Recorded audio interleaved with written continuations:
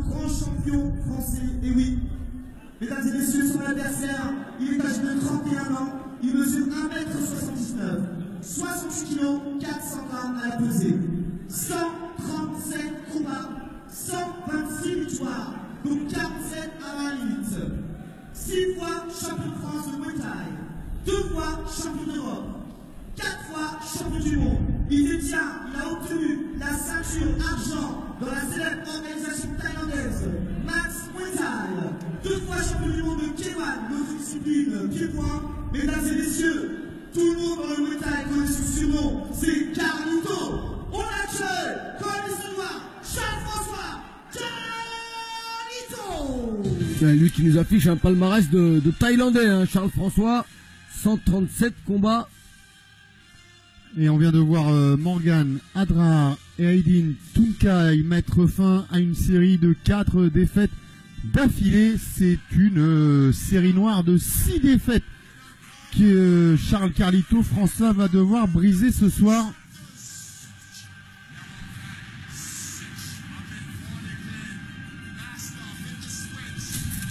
Dans un combat qui va nous rappeler un petit peu les oppositions des années 90, Kamel, avec des transfuges d'autres disciplines pied-point. Johan Mermou venant du full contact, il a donc beaucoup de mérite à venir affronter aujourd'hui, dans les règles qui sont les siennes, Charles François. Alors on a été impressionné par le palmarès du français Charles François avec 137 combats, et celui de Johan est pas mal également, 80 combats, 62 victoires.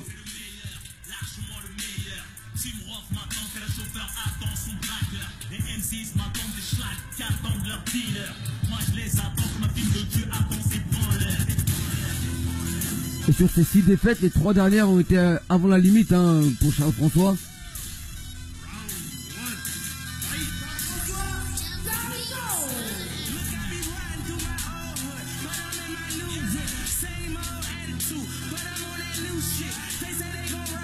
Ouais, même si la dernière, elle a été d'une part face à un grand champion, Mohamed Ndouf, mais surtout en règle K1, ce qui n'est jamais une bonne chose, hein, pour les combattants extrêmement typés Muay Thai. C'est le cas de Charles François, qui est quand même un pur Nakmuay. Il s'est essayé évidemment au K1 Japan, d'accepter aussi des combats pour des organisations françaises ou européenne dans ces règles-là, mais globalement, franchement, nous on préfère voir Carlito en Muay Thai.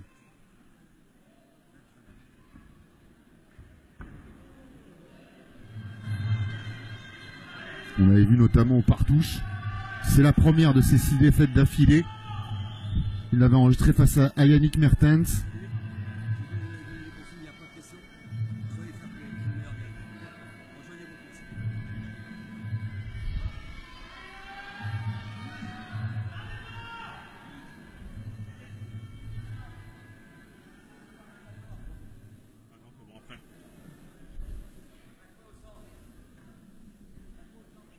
D'accord au centre. Allez-y. Je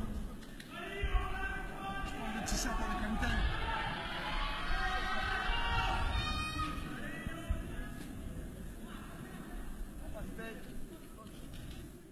La bouteille, c'est.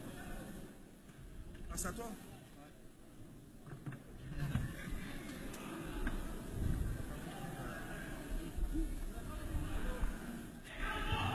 Allez, c'est parti. Première reprise, gentlemen. Charles Carlito plus grand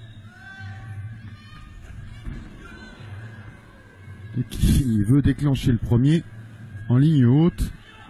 L'effet de surprise n'a pas fonctionné. Alors passer du full au kick, on voit souvent les combattants effectuer le chemin dans ce sens-là, mais du full au Muay Thai c'est plus rare.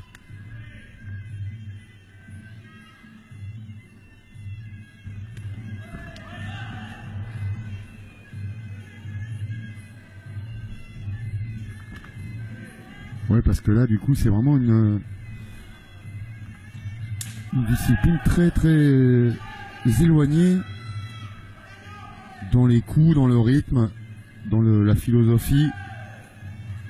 Puis les nombreuses techniques, hein, autorisées, les coudes, les genoux, les saisies.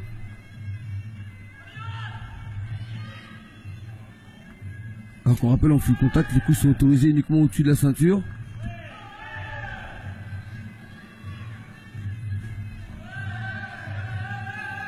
Mais à mon avis, Johan, il sait ce qu'il fait, il est pas venu sur ce ring par hasard.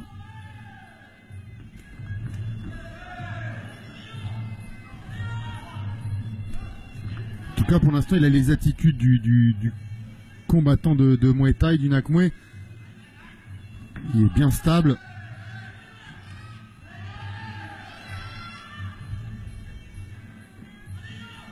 Sûr que par réflexe, on va plus le voir déclencher avec ses poings et enchaîner des séries un peu plus longues. En full contact, c'est vraiment ce qui permet de déclencher beaucoup de mouvements avec les poings, derrière un ou deux coups de pied, mais l'essentiel de l'enchaînement se produit avec les coups de poing.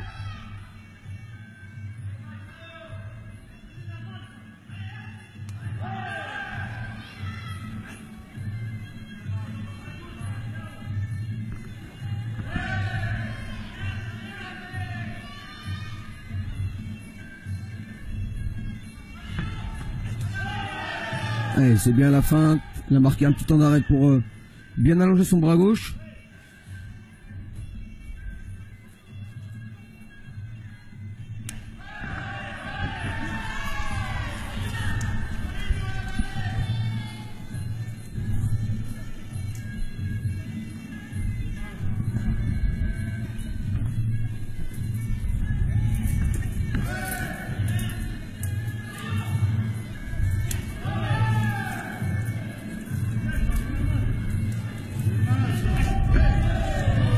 Et monté très vite, cette jambe gauche de Johan Mermoux.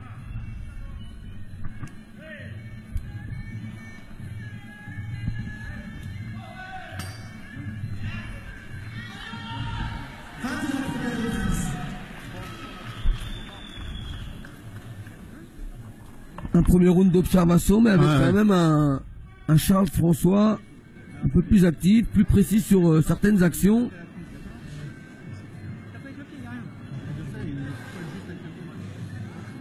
Il se prépare là. Il prépare ses jambes. Il sape les appuis. Il est en train de préparer.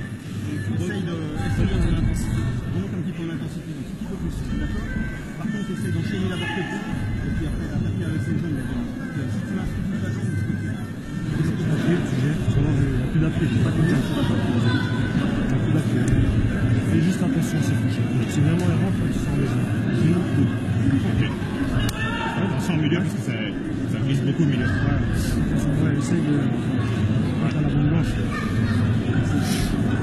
Il les a tellement entendus, ses conseils dans les coins, dans ses minutes de repos, Charles François. Là j'ai attendu parce que je voulais pas le montrer. Ouais. Middle je vais pas assez vite, du coup il l'esquive.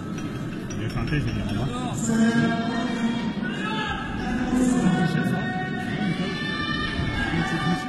c'est bon, nickel, là.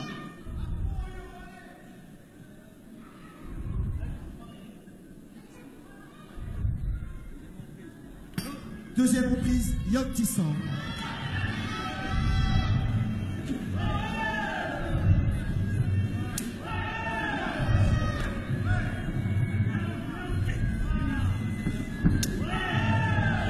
L'enchaînement, bras avant, le kick.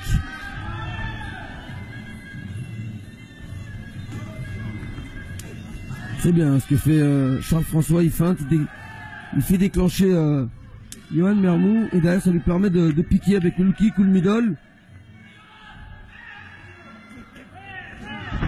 Et là, gauche-droite en ligne et le low kick qui vient déséquilibrer Johan Mermoux.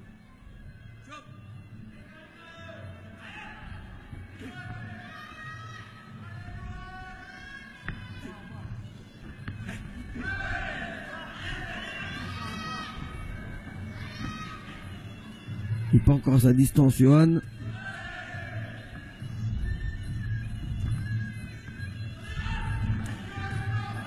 Encore ce low kick facilement esquivé par Charles François.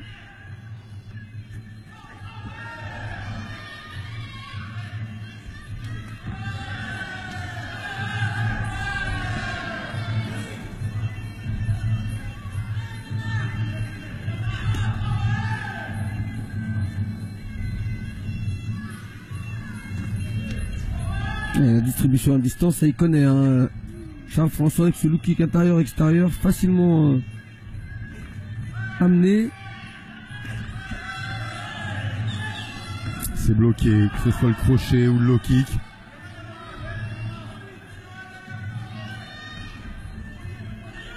Il y a quand même sur le papier Kamel beaucoup de points en défaveur de Yohan. Hein. C'est pas sa discipline, il est plus petit. Et on voit la stratégie, elle a été mise en place hein, par Charles Carlito. Il sait qu'il va boxer un combattant qui est plus habitué qui est moins habitué à prendre des coups dans les jambes, plus à envoyer en ligne médiane. Qui a besoin de ses déplacements. D'entrée de jeu, c'est ce qu'il a fait, c'est cibler cette jambe avant, intérieur, extérieur, et la piquer à chaque fois. Sauf que ça va compliquer les déplacements de Yohan. Il a besoin quand même de prendre plus de risques hein, pour rentrer ses coups lui. Oui, parce que comme il est plus petit, évidemment, faut qu'il réduise, faut qu'il se rapproche. L'intérieur de la cuisse est maintenant bien rougi.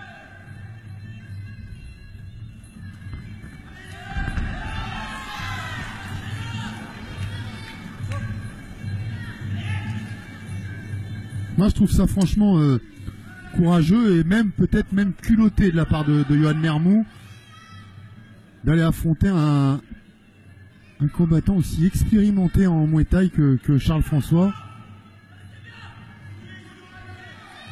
C'est bien parce que bon, à un moment, il faut aussi passer le cap et se mesurer s'il a décidé d'épouser cette discipline. Et il semblerait, si on fait un petit peu attention au tatouage dans le dos de Yohan, qu'il ait peut-être emprunté cette voie. Mais là, s'en prendre à une telle montagne, c'est quand même une ascension périlleuse. Dans les cordes. C'est là qu'il masque, il avance et après il met son genou à l'arrière. Pas dans les cordes. C'est juste. Le crochet, c'est tout. Un peu comme ça qu'il faut faire. De temps en temps, si tu vois qu'il s'approche, qu'il essaie de rentrer, tu le pousses. Tu le pousses. Sans qu'il avance trop, genou. Tu vois, s'il rentre trop près, tu sors le coup. Coup, genou, tu vois. Tu combines en taille. Croquette sur la tête. Hein? Je sais pas ce qu'il m'a mis sur la tête. Peut-être que laisser avec le coude, je sais pas ce que c'est. Ouais. Il ne faut pas toucher de la tête, largement. C'est un coup, il faut le lever et ça. Ouais, mais je pas fait que Tant que ça reste à cette distance et dans ce rythme, ça fait les affaires de Charles François.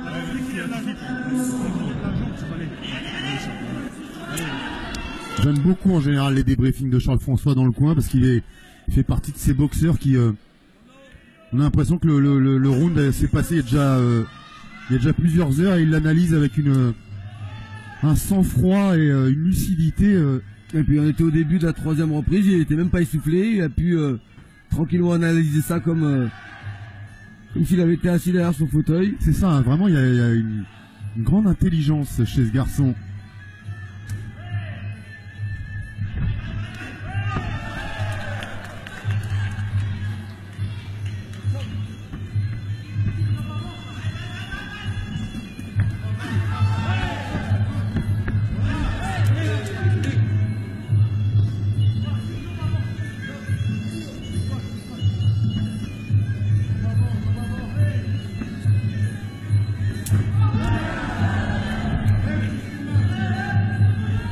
Pas facile hein, pour Yohan.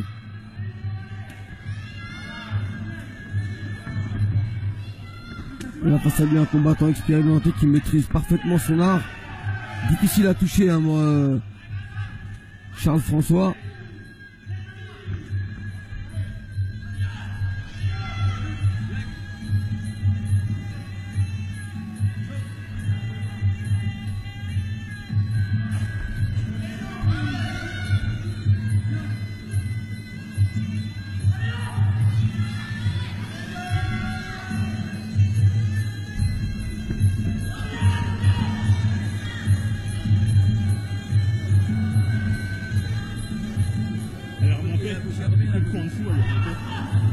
Ouais, problème de coquille après un coup bas pour Charles François, ça va donner un petit peu de souffle à à Yohan Mermoux.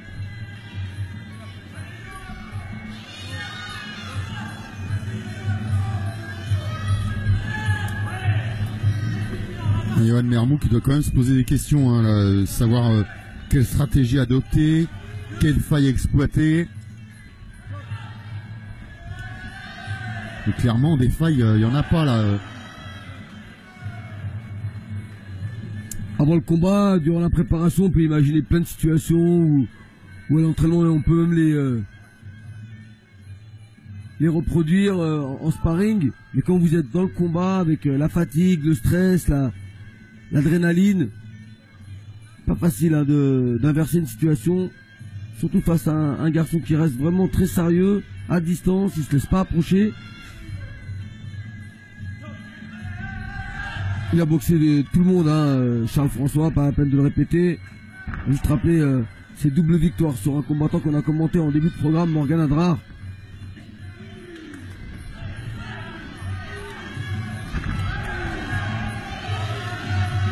Allez, là c'est le festival en PAM, attention. C'est peut-être le domaine qu'il faut surtout éviter pour Yohan.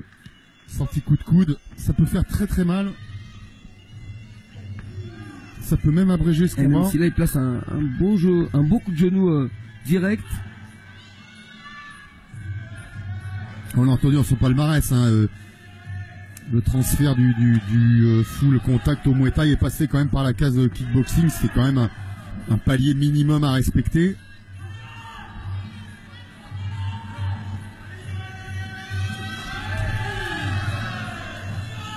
On a eu des garçons comme Abel El Kandili qui se sont illustrés à la fois au full contact, en kick et en Muay Thai. Oui, et pour Abel, c'était lors de l'anniversaire du roi. Un 5 décembre. Un 5 décembre, ouais. Même un 5 décembre 97, ouais. Douloureux pour Abel sur le premier combat, mais il a pu prendre sa revanche sur le Thaïlandais. Je vais pas dire de bêtises, c'est peut-être Ekarat.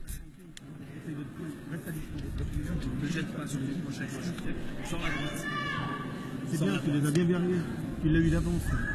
Toi, tu lui as mis le genou. Tu l'as mis avant. C'était bien lui, il allait le mettre son joueur. Ah non, c'est ta musculation.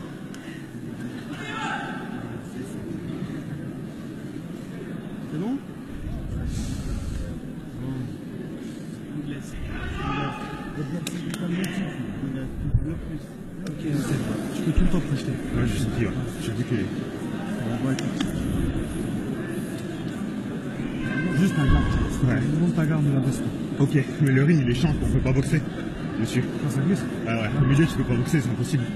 Je suis obligé de tourner, de me mettre dos au corps, ça me casse mon Ce truc. qui peut un peu expliquer lors du précédent combat les nombreuses chutes d'Aydin Tunkai sur ses low kicks. Je trouve ça quand même assez bizarre.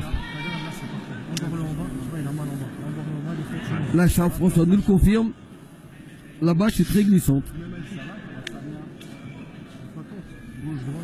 Ouais. Vraiment, c'est un vrai problème qui peut tracasser le combattant. Quand vous montez sur le ring et que vous ne sentez pas vos appuis sur la bâche. Ah, c'est un élément extrêmement perturbateur. Ça complique. Hein. C'est comme le vent pour un funambule. Allez, la quatrième.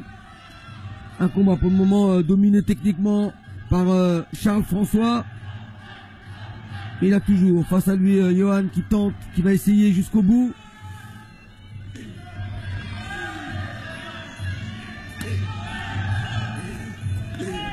Et maintenant Charles qui va chercher le corps à corps.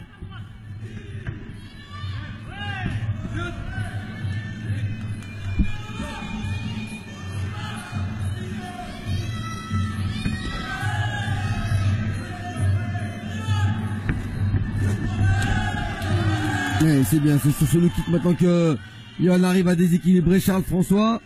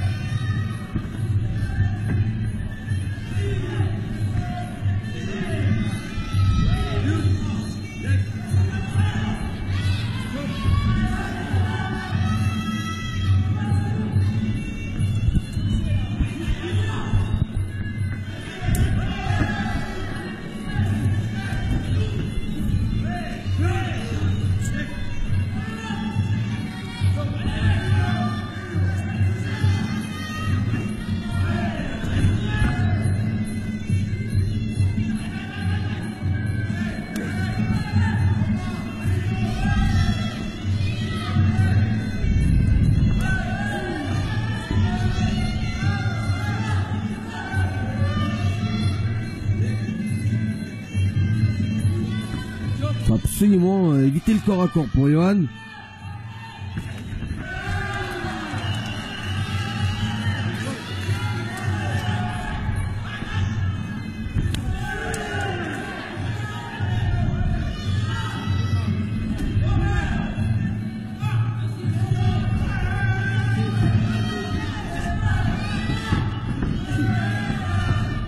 Ouais, dommage, c'était bien tenté là, celui qui passe à côté pour Johan. Ouais, l'enchaînement genou coude. Quand on traverse comme ça, qu'on change de discipline, Kamel, est-ce qu'il faut y arriver en gardant des atouts de sa précédente discipline, ou est-ce qu'il faut tout effacer, tout oublier pour épouser totalement finalement les règles et l'attitude de votre nouvelle discipline? Pourquoi je vous demande ça? Pour être plus clair, c'est qu'on n'a pas vu pour l'instant chez Johan les qualités qui font un bon fouleur.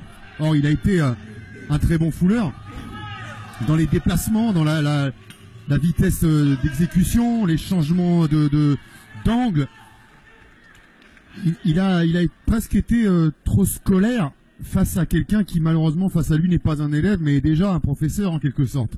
Ouais, mais alors quand vous passez du full au Muay Thai, bien sûr qu'il faut tout revisiter, faut tout revoir. Les techniques sont pas les mêmes d'approche, même sur les low kicks, qui n'existent pas en full contact. Donc bien évidemment, et surtout avant de s'attaquer à une nouvelle discipline, bah c'est à son honneur hein, de demander à affronter un garçon d'expérience de Charles François, mais on va peut-être viser un peu plus bas avant pour goûter un peu au niveau intermédiaire et après pourquoi pas aller affronter des garçons comme Charles François ou d'autres de ce niveau, mais avec une technique un peu plus sûre. Si tu vois qu'il est trop collé, tu sais lui tirer d'un côté. Ouais, c'est pas trop qu'il est dénardé là. Ouais, voilà, c'est largement Et en même temps, il sait où il en est, hein. Il va directement à la source, il affronte un des meilleurs, il va savoir le travail qu'il lui reste à accomplir s'il souhaite prolonger cette expérience dans le Muay Thai. On a vu dans l'histoire des boxe pieds-points des grands champions de full contact ou même de boxe française d'ailleurs aller défier des grands champions de kickboxing en règle kickboxing et pour autant les battre. Alors est-ce que c'est les limites qu'on ne peut pas franchir justement avec le Muay Thai qui est trop spécifique? Ouais, je pense que les différences sont moins importantes hein, entre la savate et le kick ou le full. Ils se rapprochent vraiment, elles se ressemblent. À la rigueur, mais c'est vrai que le Muay Thai, c'est le boxe des 8 membres. Hein. Vous avez le droit au poing, au coup de coude, au coup de genou, au coup de pied. C'est quand même assez compliqué de la comparer aux autres disciplines pied-point. Et encore, on les a pas trop vus les coups de Charles François. Peut-être pour ces 3 dernières minutes, ce 5e et ultime round.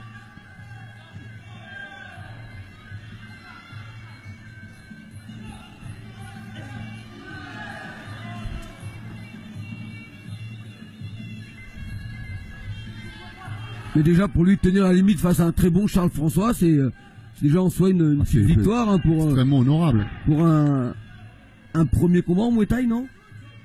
Je sais pas s'il en a son premier combat en Muay Thai par contre. Je pense pas quand même.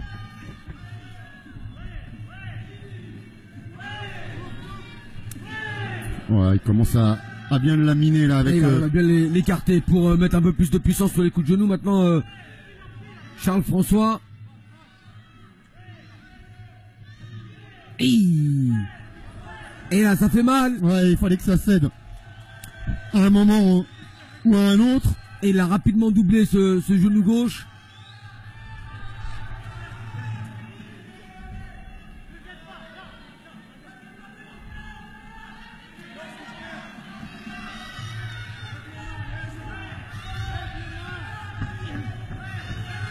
Allez, c'est plus la victoire qu'on cherche maintenant. Il faut tenir pour Johan.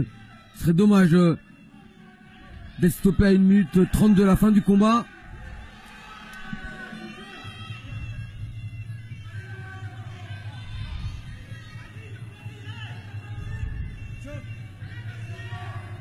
Il a eu surtout Charles François sur les coups durs de son adversaire, ouais. Sur les coups qui arrivent. C'est ça, quand on en est à son 138e combat, qu'on a écumé les rings du monde entier, parce qu'il a vraiment boxé, mais aux 4 coins de la planète, Charles-François.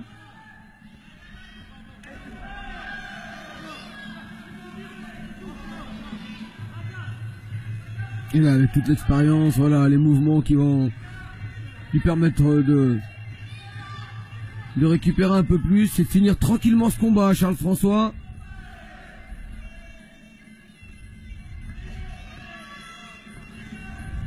Mais non, il y va encore, hein. Il essaye encore de placer une accélération, même dans les 30 dernières secondes.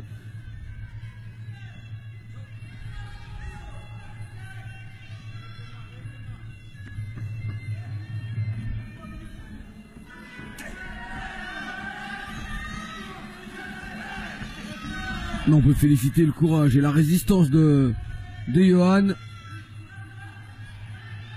On a 2 personnes nobles sur le ring, hein. L'un qui est noble par son courage, c'est Johan Mermoux, l'autre qui est noble par son humilité, parce que j'ai tendance à penser que si Charles-François avait voulu, il aurait pu entamer plus tôt et plus longtemps le travail de sape au corps à corps, et qu'il aurait certainement obtenu plus d'un knockdown au bout du compte.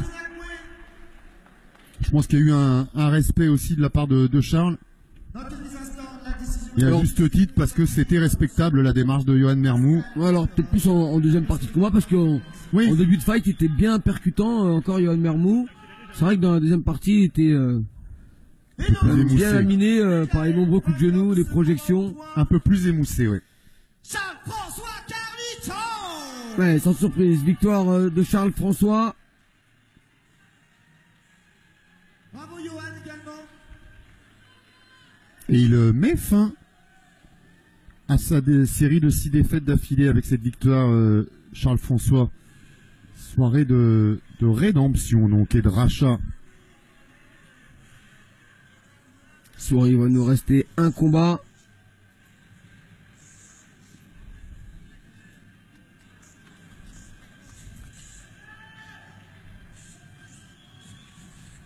Alors on a eu les 70, on a eu les 75, on a eu les 69. Il nous manquait les 72 500, ils arrivent.